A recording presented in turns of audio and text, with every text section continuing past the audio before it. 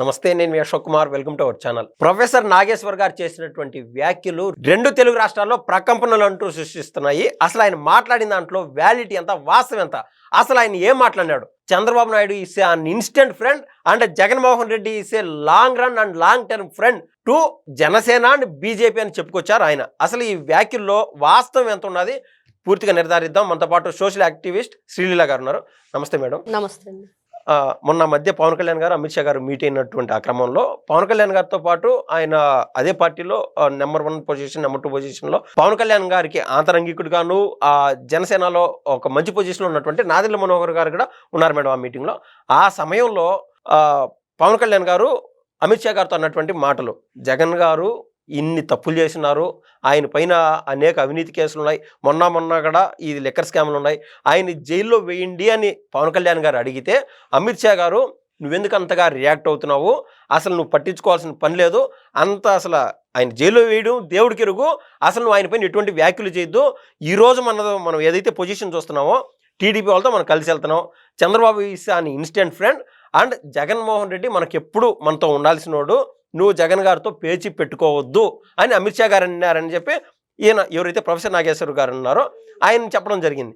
అసలు దాంట్లో అసలు నిజం ఎంత ఉంటుంది అంటారు మేడం? అంటే చెట్టు చెడే కాలానికి కుక్క మూతి పిందెలు పడతాయి అంటారు పెద్దవాళ్ళ సామెత. అంటే వినాశకాలే విపరీత బుద్ధి, పోయే కాలం వస్తే ఇట్లానే ఉంటాయి వీళ్ళ మాటలు. వయసు పెరిగింది, మేధావులు అని చెప్పుకొని సోకాళ్ళు పీపుల్ ఎవరైతే ఉన్నారో వీళ్ళంతా అసలు వాళ్ళ మేధావితనం ఎక్కడికి పోయింది, వాళ్ళ ఆలోచన జ్ఞానం ఎక్కడికి పోయింది? ప్రొఫెసర్ అని పెట్టుకొని మరి ఆయన చేస్తున్న వ్యాఖ్యలు గతంలో చూసాం. మొన్న గౌరవ ప్రధానమంత్రి నరేంద్ర మోడీ గారు నారా చంద్రబాబు నాయుడు గారింటికి పవన్ కళ్యాణ్ గారింటికి వచ్చారు. అప్పుడు కూడా పిచ్చి పిచ్చి మాటలు మాట్లాడాడు ఈ వ్యక్తి. ఏమన్నారు మేడం? ఆయన కూడా ఆ రోజున ఇక్కడ వీళ్ళ ఇంటికి వచ్చి కలవాల్సిన అవసరం ఏంటి, ఇట్లా రకరకాలు వేరే వాళ్ళ ఇంటికి కూడా వెళ్లాల్సి ఉంది, కాకపోతే వీళ్ళింటికే వచ్చారు, ఏదో ఆంధ్రప్రదేశ్ లో కలవచ్చు కదా, హైదరాబాద్ లో ఎందుకు కలవాలి, ఇట్లాంటి. అంటే మన కానోళ్ళు దగ్గర తప్పే తుమ్మినా తప్పే అంతే.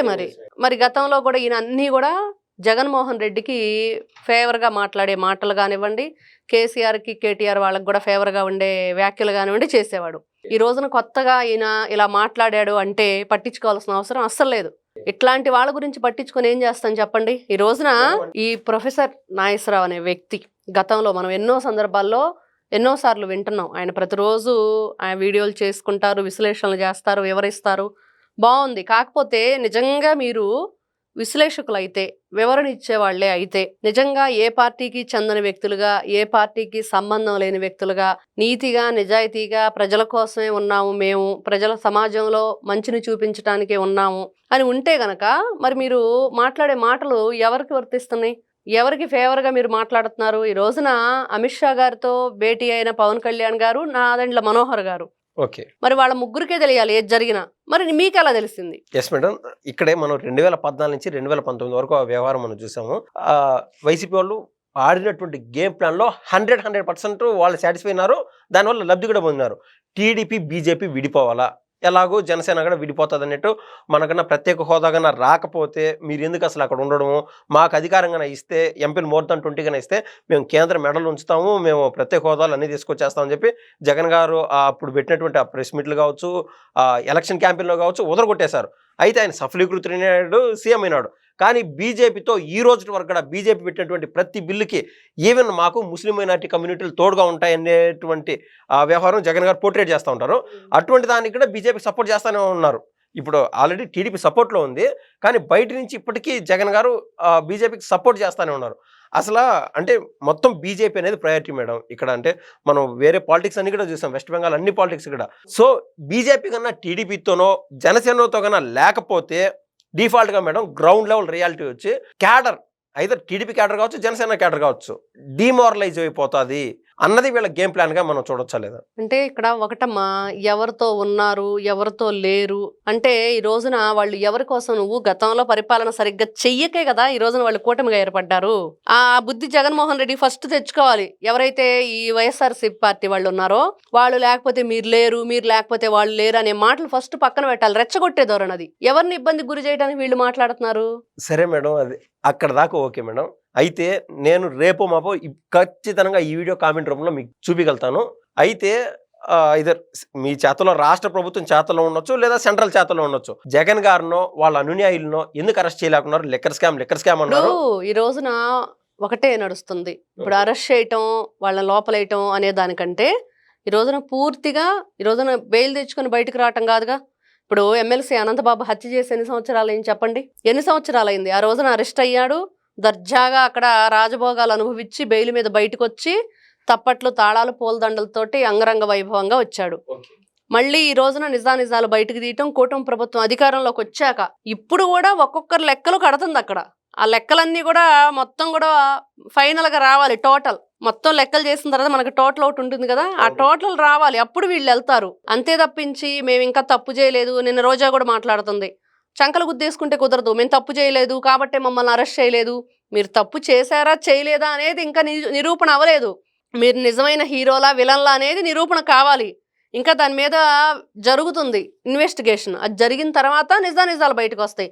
ఈ రోజున జగన్మోహన్ రెడ్డి అనే వ్యక్తి 16 నెలలు జైల్లో ఉన్నది వాస్తవం కదా, అక్రమాస్తుల కేసులు ఉన్నది వాస్తవం కదా, సిఐడి, సిబిఐ, ఈడీ ఎన్ని కేసులు ఉన్నాయి ఆయన మీద అవన్నీ వాస్తవం కదా, 12 సంవత్సరాలుగా బెయిల్ మీద ఉన్నది వాస్తవం కదా. ఎందుకు వెళ్ళట్లేదు అంటే ఒక ఫంక్షన్లో ఒక జడ్జి గారికి వజ్రాల వాచ్ ఇవ్వటం వాస్తవం కదా, గిఫ్ట్గా ఆయన తిరస్కరించడం వాస్తవం కదా. అంటే ఏ విధంగా మ్యానిపులేట్ చేస్తున్నారు, డబ్బుతో జనాలను ఏ విధంగా కొంటున్నారు అనేది ఇక్కడ క్లియర్గా అర్థమవుతుంది. కాబట్టి ఇక్కడ ప్రజలు ఏం కోరుకుంటున్నారు, ప్రజలకు ఎలాంటి నాయకులు ఉండాలి, ప్రజాప్రతినిధులుగా వాళ్ళు ఎలాంటి పరిపాలన అందిస్తున్నారు, మరి ఎందుకు 2019 నుంచి 24 మధ్య జగన్మోహన్ రెడ్డి ఎలాంటి మరి చేశాడో పనులు చూసాము, ప్రజలు ఎందుకు తిరస్కరించారో చూసాం. 151 నుంచి 11 పడేశారు. ఈ రోజున బీజేపీ కూటమిగా మరి ఎవరైతే జనసేనతోటి టీడీపీతో ఉందో మరి డబుల్ ఇంజిన్ సర్కారే.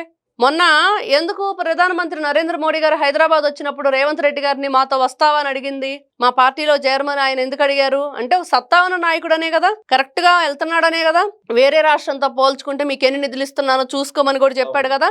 ఇది ఇప్పుడు ఎవడో ఏదో దారిని పోయే దానయ్య రకరకాలు మాట్లాడుతూ ఉంటారు. వాళ్ళ దానయ్య మాటలు పట్టుకొని మనం నిజాలా అబద్ధాలా మనం కూడా ఇంకోసారి వివరిద్దాము, ఇంకేదో చేద్దాం అనేది పిచ్చి మాటలు. సామధాన వేద దండోపాయాల్లో భాగంగా ఆఖరి అస్త్రం వేదం అనేది తీసుకొచ్చి ప్రొఫెసర్ నాగేశ్వర లాంటి వాళ్ళని వినియోగించారు, ఉపయోగించుకున్నారు. అయితే మీరు చెప్పినట్లు దీంట్లో పూర్తిగా సఫలీకృతం కాలేరు. అంబుజా సిమెంట్స్ అంత స్ట్రాంగ్గా నెక్స్ట్ ఎలక్షన్స్లో 2029కి బీజేపీ, జనసేన, టీడీపీ ఖచ్చితంగా ఈ 3 కలిసి పోటీ చేస్తాయా ఆంధ్ర రాష్ట్రంలో? ఖచ్చితంగా చేస్తాయి, ఎటువంటి సందేహం లేదు దానిలో. ఎందుకంటే ఈ రోజున ఇప్పుడు వీళ్ళు ఎన్ని రకాల ఆటంకాలు తీసుకురానివ్వండి. ఈ రోజున విజయసాయి రెడ్డి ఎన్నిసార్లు చెప్పాడు కూటమిగా ఉన్నంత కాలం వాళ్ళని విడగొట్టలేమని.